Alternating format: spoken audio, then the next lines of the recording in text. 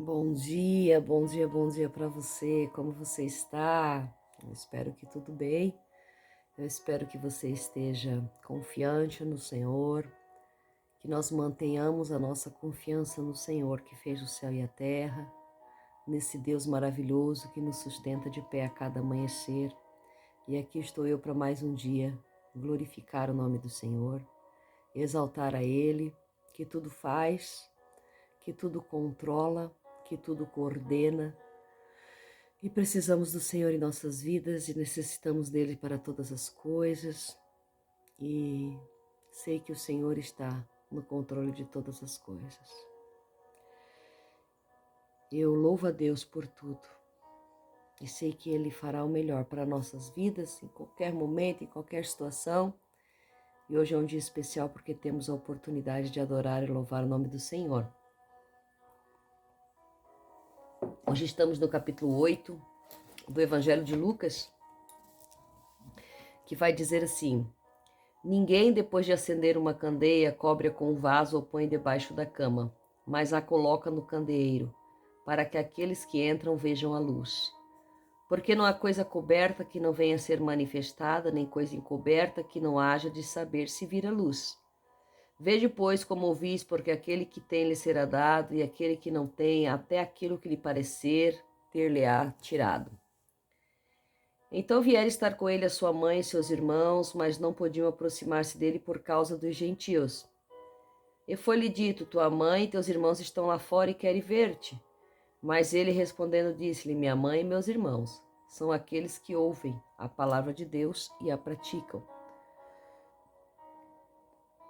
E aconteceu que um daqueles dias entrou num barco com seus discípulos e disse-lhes: passemos à outra margem do lago.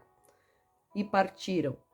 E ao navegarem adormeceu e veio sobre eles uma grande tormenta de vento no lago, da maneira que o barco ia afundando e estava em perigo.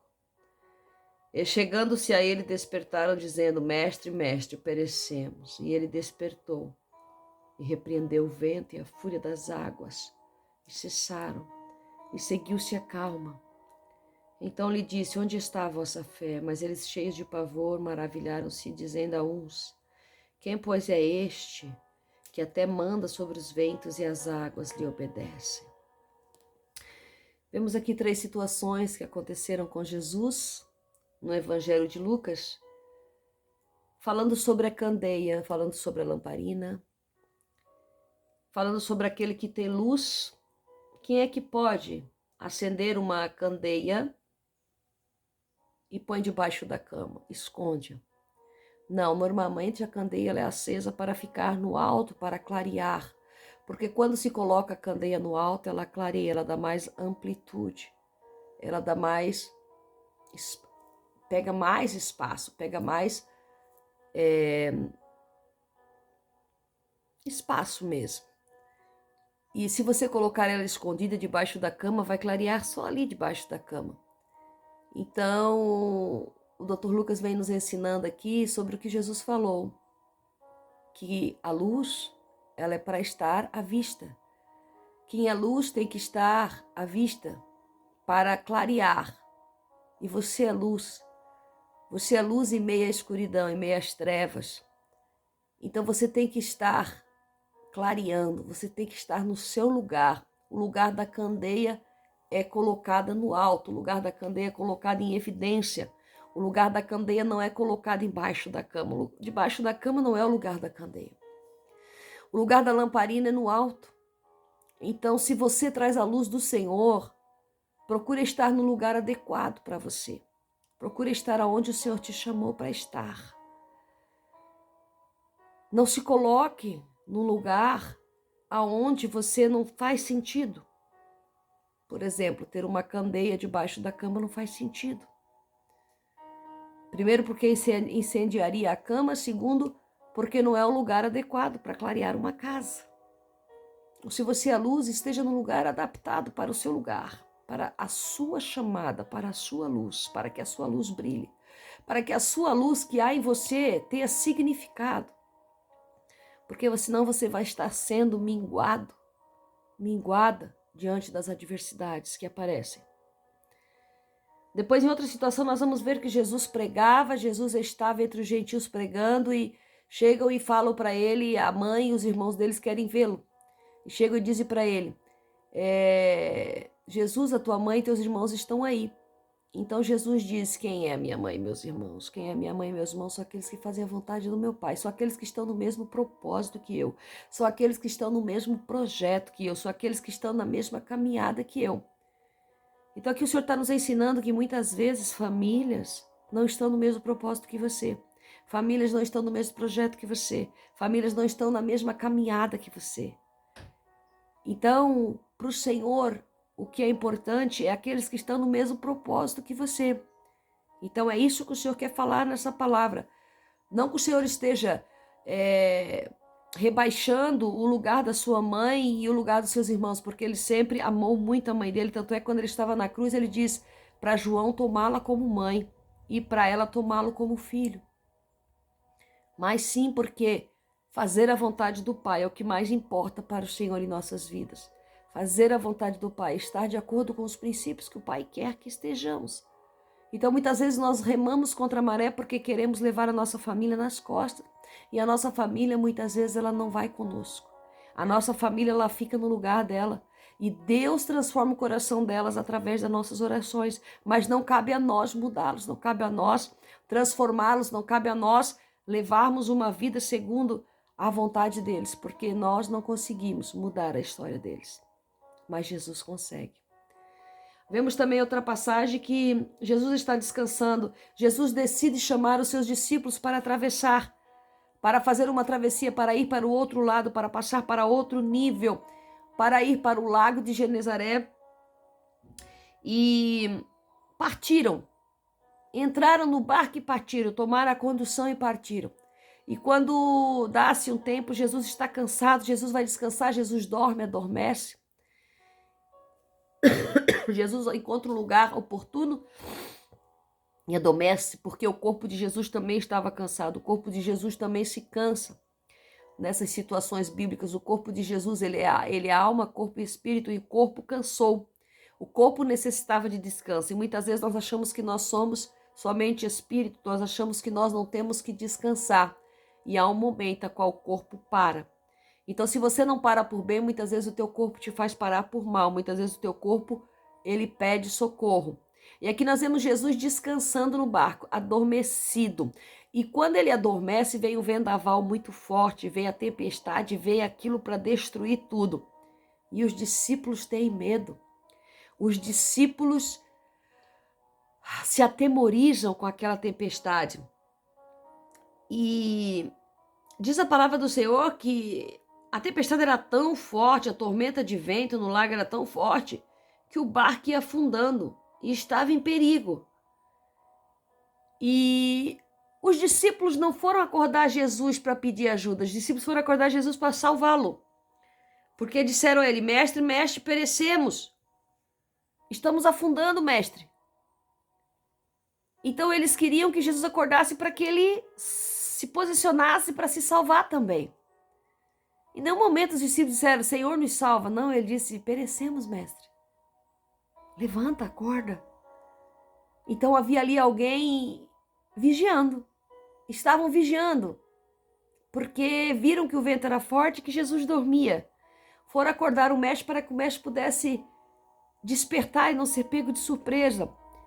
Então Jesus despertou e repreendeu a fúria das águas e cessaram e seguiu-se a calma. Então Jesus olha para os discípulos e diz, aonde está a vossa fé? Mas eles, cheios de pavor, maravilharam-se dizendo a este, quem é este? Pois até que o vento e o mar lhe obedecem. Quem é este que para a tempestade? Quem é este que para o furor que está em nossas vidas? Quem é este que para a tempestade que tem se avançado contra nós? Então é este que nós queremos clamar nessa manhã, é este que nós queremos exaltar nessa manhã, é este que nós queremos dizer, mestre, nós perecemos. Mestre, nós estamos afundando, mestre, nos ajuda. Eu nessa manhã eu quero clamar ao mestre porque eu não tenho como simplesmente despertar o mestre, eu quero despertá-lo para que ele me ajude. Eu quero despertar para que Ele me socorra. Eu quero despertar para que Ele veja o que está acontecendo, a tempestade, a tormenta de vento, as ondas altas que se elevam contra o meu barco. E eu chamo pelo socorro porque eu não quero ser afundada, eu não quero parar. Eu não quero parar a caminhada que Ele projetou para mim, eu não quero simplesmente parar por tantos infortúnios que têm acontecido. Então, nessa manhã, eu grito por socorro. Mestre, perecemos, nos ajude.